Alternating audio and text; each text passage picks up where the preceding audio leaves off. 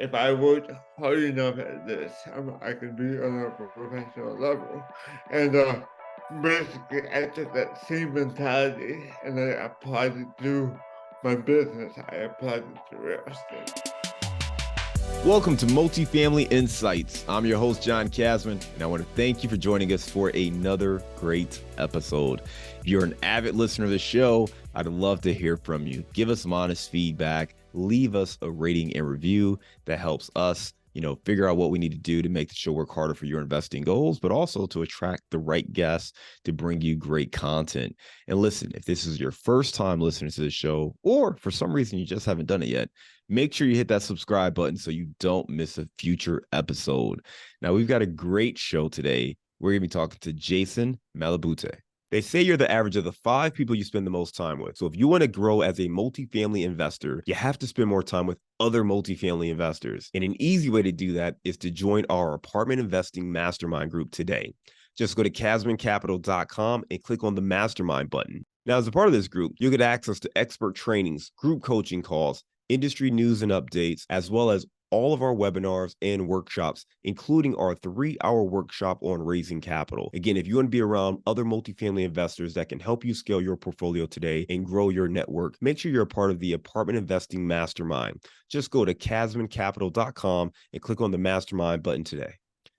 Born in Los Angeles, California, Jason Malabute is an MBA, a seasoned real estate investor, an active philanthropist, and a CPA.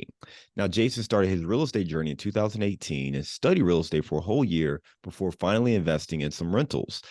He started in Indianapolis, and he has now focuses on Atlanta. Let me say it again. He now focuses on the Atlanta, Indianapolis, and Kansas City markets. Jason is a general partner in a 106-unit deal in Atlanta, Georgia, and he's the co-organizer of the Pasadena Glendale chapter of Multifamily Masters meetup group.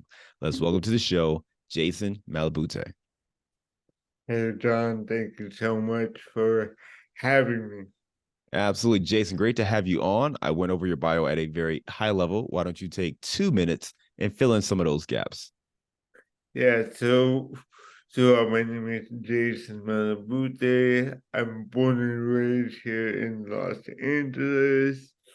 I had a lot of obstacles growing up. I was born with cerebral palsy, so just like most of you guys watching, uh, I had a lot of limiting beliefs. When I first started into real estate, everything seemed very intimidating at first. And then from there, um, I got into single family homes after I discovered real estate investing while I was preparing one of my clients' tax returns. Uh, working at my old CPA firm, transitioned into multifamily.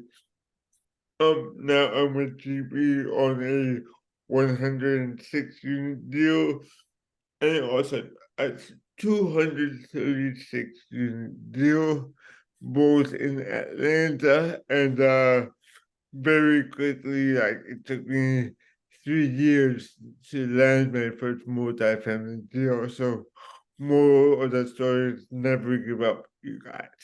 I love it, man. I love it. Jason, you talked about some of the challenges you face, suffering from cerebral palsy and, having the limiting beliefs, getting into real estate, really from, being a CPA first and working with other clients in the space. It took you 3 years to get that first multifamily deal. And I know a lot of people are looking for the quick fix, or they maybe have had a hard time finding a deal that penciled or worked for them, and it's taking you 3 years. So I love your last words, right? Just don't give up, keep at it, stay patient. Really good insight and advice. Let's talk about a little bit about your background, right? You talked about, the upbringing, having cerebral palsy. What challenges did you face? What was that like for you? What is that like for you as far as overcoming any obstacles to be a successful investor? So, I would say it comes with a gift and a curse, right? Because because growing up, I've always had a big big what's the word I'm looking for? I've always had a big expectations for myself, right? However, society doesn't always share that same expectation for me. So, so with that said, like I've always had a chip on my shoulder, and the good thing about that is I've always been motivated to really push myself and become the best version of myself. But the negative of that is always feeling like you have to prove yourself to people. You talked about having a chip on your shoulder, having big expectations for yourself, but society may not match those expectations. So, you constantly feel like you have to prove yourself. Can you give me a little context of that? Like when you say you have to prove yourself, like what does that look like? And we're both, African American males, so I understand certainly what it means to have to prove yourself. I can only imagine with that additional layer of having the special needs and being able to navigate various rooms. So give me a little bit more on that side of it. Yeah, so so like when you grow up with like a disability, of course there's certain stereotypes that comes along with it. People might think that you are not as mentally capable. You don't have as much resources. You're not as physically strong. So I've always grown up, like having an image of myself that I want to be. So I feel like I've always had to go above and beyond. Like if somebody goes to the gym, 3 times a week, I felt like I had to go to the gym 6 times a week. If somebody had, one single family house, I felt like I had to have a whole apartment building, just to just just to show that I'm on that level too, so like it's a constant pushing yourself, proving proving not only to others but constantly proving to yourself that that you're meant to be here.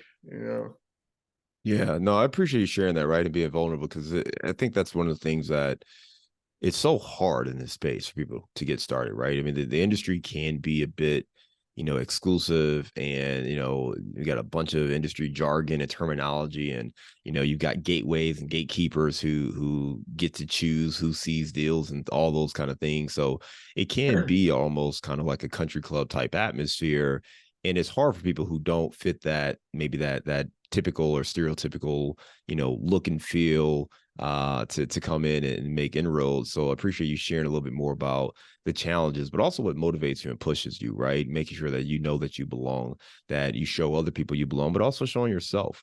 Where do you think that internal drive came from, right? Because a lot of people could take it and, and maybe it beats them down to the point where you retreat, but you obviously have that mental toughness to stick with it and overcome these various obstacles. Where do you attribute that? Well, I don't, um, I don't want to get too spiritual on you, but like I have to give praise where praise is due. Like I believe that um that came from God. I believe that God blessed me with that special gift. Um, because I once Googled that there are millions of Americans who have some kind of disability, but but it's rare for you to see somebody with a disability doing what I'm doing. And I don't mean to toot my own horn, but that had to come from somewhere, because I'm not special, like my family was not super rich. Um, Coming up, like I'm average height. There's really nothing special about me, but yet, like I've always had this determination. I've always had this drive to become somebody special in this world. So that has to come from somewhere. And the only explanation I could give is it has to come from something greater than just what we could see on this earth. No, I appreciate that, Jason. Let's talk about the investing, right? We mentioned that it took you 3 years to get into that first deal. Before we jump into that deal, talk to me about that process, right? What were you doing for those 3 years? How did you get started on your journey?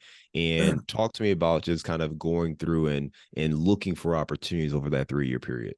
Yeah, so like the first thing I did was was like get into mentorship programs, and one of the first mentors I got was our mutual connection to Sterling White. And Sterling was able to connect me with people in the industry, real estate brokers, insurance agents, contractors, people that I would have not met without having a connection with Sterling. So getting into the right mentorship program is so key, guys.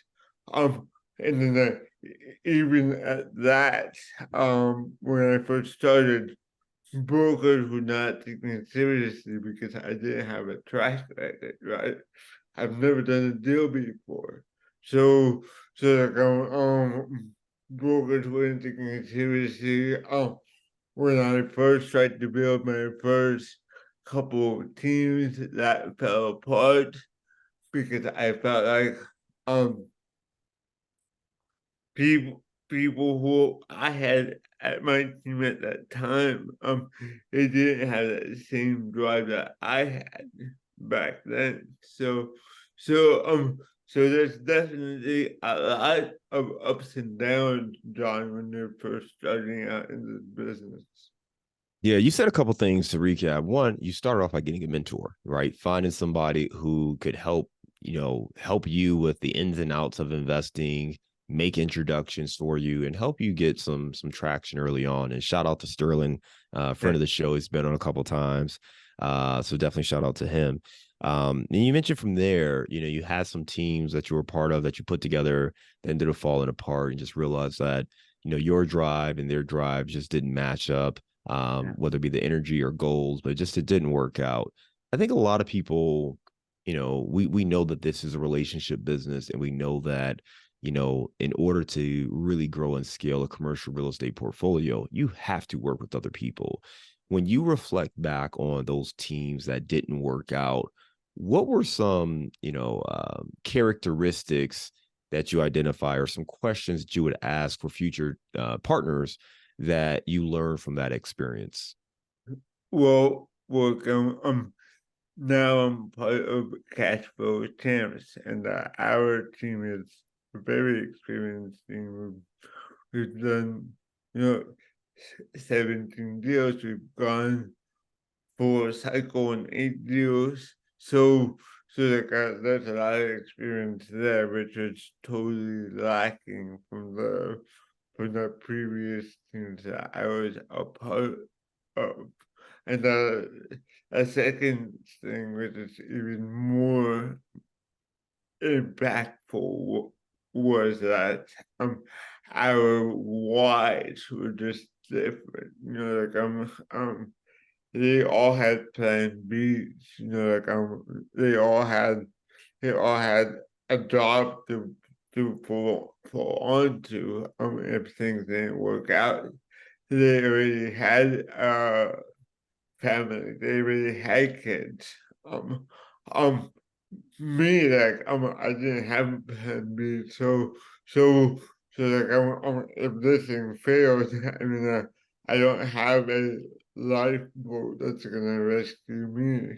And then like, in reality, when you are a man, like nobody's gonna take you seriously if you don't have resources. So, so then therefore, um, I want to have a family one day. So I use this as this as a motivation for me to be successful in this business. You know. Yeah, I love it, man. Thank you for sharing that. The two things you said that jumped out when looking at your teams. One is experience. The team you're with now, Cashflow Champs, they've got the experience, 17 deals closed. And then the second one is I wrote down goals or your why, and really the way to frame this up is really the level of commitment, right? And everyone wants to build a big portfolio, right? Who doesn't want to have, 1,000 units that cash flow and put cash in your pocket passively, every month, right? That's a beautiful thing. The question is, how committed are you to finding and operating those deals? And some people, when you're interested but not committed, you may not do the other little things, right? And from your standpoint, you said you don't have the family right now and you need this investment business to work so that you can create that foundation for a family moving forward. And for other people, maybe have a W-2 job, especially a high paying W-2 job, have the family, have a mortgage, have a car note, have all these things. I mean, sure, they want the real estate, but it may not be the driver. It may not be something they're committed to building in the same path as someone who really needs this to work, right? It's different between wanting it to work and needing it to work, and that level of commitment may be the difference in your teamwork or the people you partner with. So those are really good questions. If you're looking for partners or people to do business with, keep that perspective in mind, and maybe not have to go so literal, but the perspective of how committed is this person to making this thing work versus are they just interested? Any other tips or insights from the teams you've been a part of that you would have our listeners think about or questions they may ask when considering those kind of partnerships? Yeah, like you said a key word, John. You said commitment, and just to show people how committed I was. I don't know if you want to call it commitment or if you want to call it just plain out crazy, but I remember from 2020 to August 30th of 2023. I worked every single day. I didn't take a single day off. I'm talking Christmas, birthdays, New Year's. I didn't care. I was working every day. I had COVID. I sprained my foot. I was still working those days. So that is commitment, and that's the same kind of commitment that I expect from my teammates. I love it, man. I love it. So that's obviously a high level of commitment. It's funny because I'm thinking about like professional athletes for some reason. I'm thinking about, some of the greatest players. They don't always make great coaches because they expect everyone to give the same level of energy and effort that they give, and they don't realize it's really difficult for people to match that level of energy and commitment, especially if it's Christmas Day and you're like, hey, who cares? We got to get this thing done. That can be challenging to find people who can match that level of commitment that you have. Let's talk about the payoff of that level of commitment, right? So you get this 106 unit deal. Talk to me about how this came about and how you were able to be a part of this team. Yeah, so again, it goes back to like the mentorship, right? So like I was part of three different mentorships before I found this deal. I was part of Sterling, I was part of David Monroe, who taught me how to analyze the market, how to determine if it's a good market or not.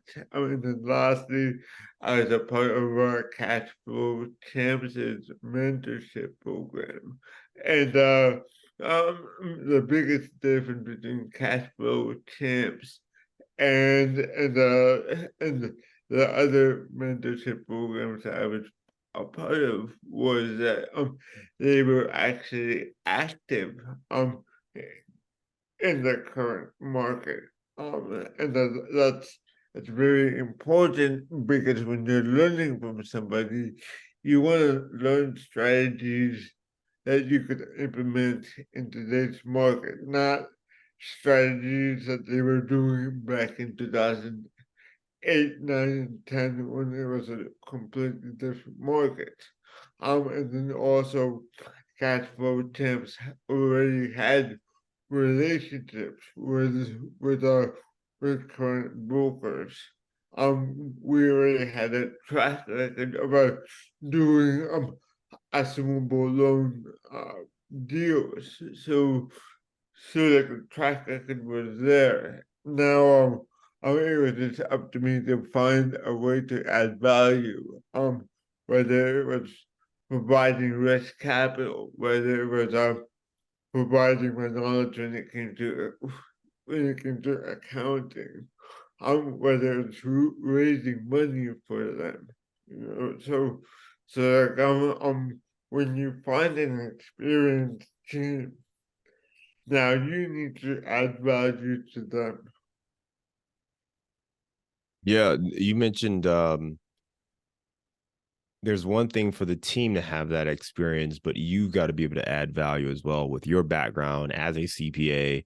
You're able to come on and not just help bring capital, but to help with some of the financials, help with the accounting. I know you used to do a lot of underwriting and things like that too. So being able to provide that perspective and weighing in and being a valued member of the team, and that really allows you to grow and scale and add value in a way that maybe someone else with the same network couldn't add.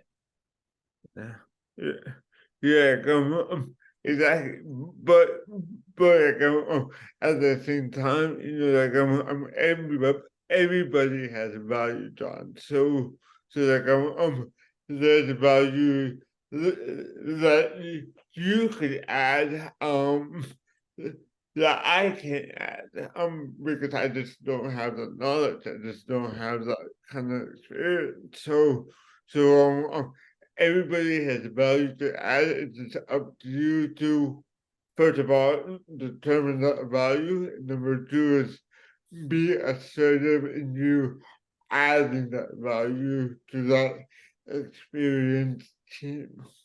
No, I love that. Absolutely. Everyone has value. Figure out what value you can add to a team and you can grow and scale from there.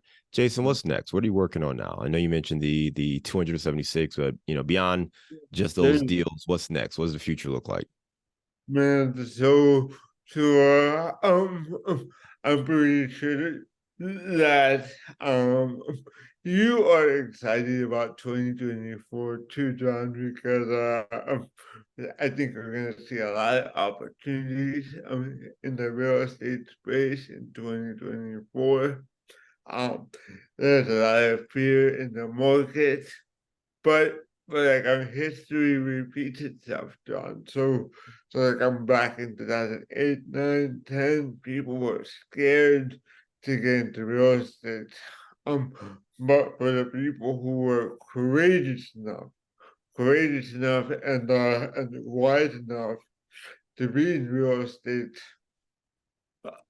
back then, they're probably in yachts right now. They're not Lamborghinis wearing $100,000 watches. So like history repeats itself, and I'm excited for the opportunity that's coming in 2024 and 2025. Yeah, excited for the opportunity. And I like your point about, the history because I think the thing people tend to lose focus on is that when we talk about multifamily investing, apartment investing, it is ultimately a long-term investment.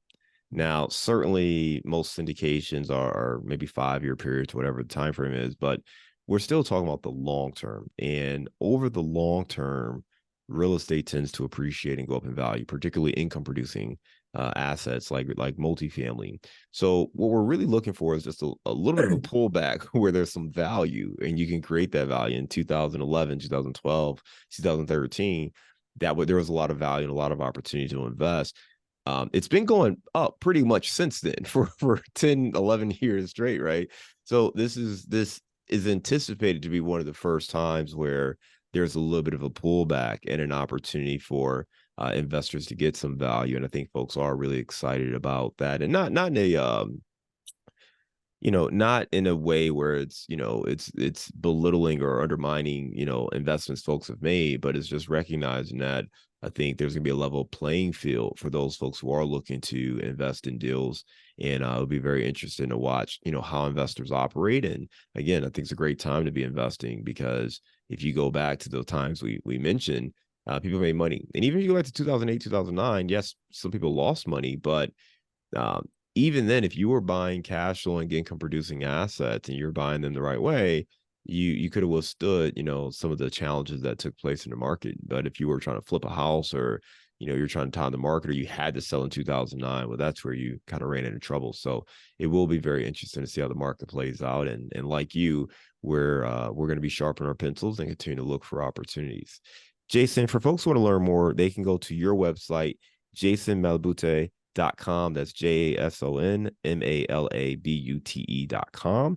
And they can also check out the Cashflow Champs at cashflowchamps.com. We're going to go to our round of insights. Are you ready? Yes, sir. All right. Give me a failure or an apparent failure that set you up for later success. So does it have to be real estate related? Or No, not at all. Just any failure, anything that you feel, man, that sometimes the best ones are not real estate. so something that most people don't know about me is growing up, I was crazy about basketball, right?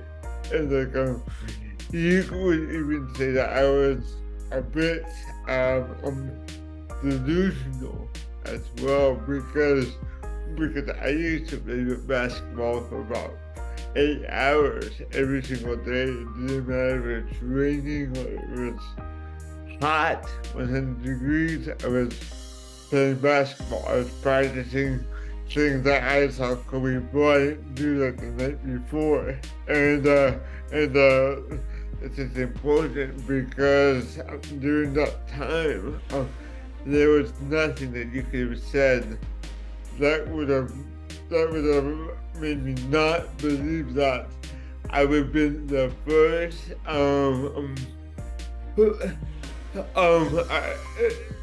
disabled professional basketball player. Even though I was quite terrible at basketball, I really had the mentality and the thought that if I worked hard enough at this, I could be on a professional level. And basically, I took that same mentality and I applied it to my business. I applied it to real estate. Yeah, man, I love that. It's crazy because I'm picturing I'm picturing you in a driveway, just working on your shots, and just like nothing's going in, right? But you're still focused and determined. Like, nah, I'm gonna make it happen, man. I think there's a little lesson in there too, that just because you love something and you're passionate about it doesn't mean you're good at it, right? So you can have things that you're good at and you're passionate about. You got things that you're good at but you're not passionate about. You got things you're passionate about but you're just not good at. And I think the key for all of us is to find where those two things link up. Yeah, so very quick story. I remember one time I saw Kobe Bryant doing like a reverse layup underneath the hoop. And I remember like the next day, I went to the backyard and I was practicing that same move for like the whole day. And then I was waiting for my dad to come home, and then finally he came home, and then I made sure that he saw me do that same move. And then I thought that I thought that he'd be so proud of me for me perfecting that move, and instead he gave me a life lesson. He told me, son, um, um, um, if you put that same amount of focus and that same amount of work ethic into something that would actually make you money, you'd be rich. So, so, so fast forward to today, and obviously I took his advice. I love it, man. I love it. All right, let's get back to our round of insights. All right, give me the digital or mobile resource you recommend for your business. I would say, man, like I hate giving a plug, but when I'm using my underwriting tool, we use SDA. All right, using your SDA underwriting tool, love it. All right, give me the book you've recommended or gifted the most in the last year.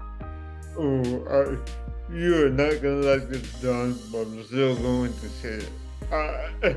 10X Rule by Grant Cardone. I don't have a problem with Grant. I love his stuff, man. That's a great book. It's a phenomenal book. I absolutely love that book.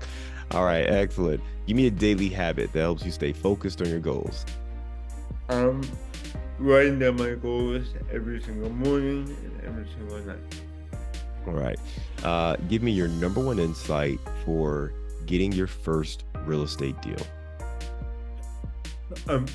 Joining a mentorship program, whether it's mine or John's. All right, appreciate that. All right, let's lighten the mood. You are out there in the land of the stars, LA. Give me your favorite place to grab a bite to eat. Favorite place to go grab a bite to eat. Ooh, it really depends, John. It depends what I'm feeling. You know, like am I feeling Chinese? Am I feeling Italian, Mexican? Most of the time I'm feeling Mexican, so probably Pasadena down the street from me. All right. We appreciate that. Good one there. Well, let's, Jason, lots of good information, man. It was really good to just learn more about you, man. Hear more about your story, your upbringing, some of the challenges you face. More specifically, just that motivation and that drive, that mentality to stick to it. And I mean, I've got this picture in my head now of you in the driveway, just working on your shop for 8 hours straight and being able to channel that same level of energy and passion into real estate, and also recognizing how you could get frustrated that maybe some of your partners aren't working with that same level of energy or conviction that you have. Ultimately finding teammates who match that energy, who have the track record, have the experience, have that level of commitment, and getting that traction on your first deal and now your second deal. So congratulations again on that. For folks who want to learn more, they can go to jasonmalabute.com as well as cashflowchamps.com. Jason, great talking to you. We look forward to staying in touch and hope you have a great day. Yes. Thank you again, Don, for having me.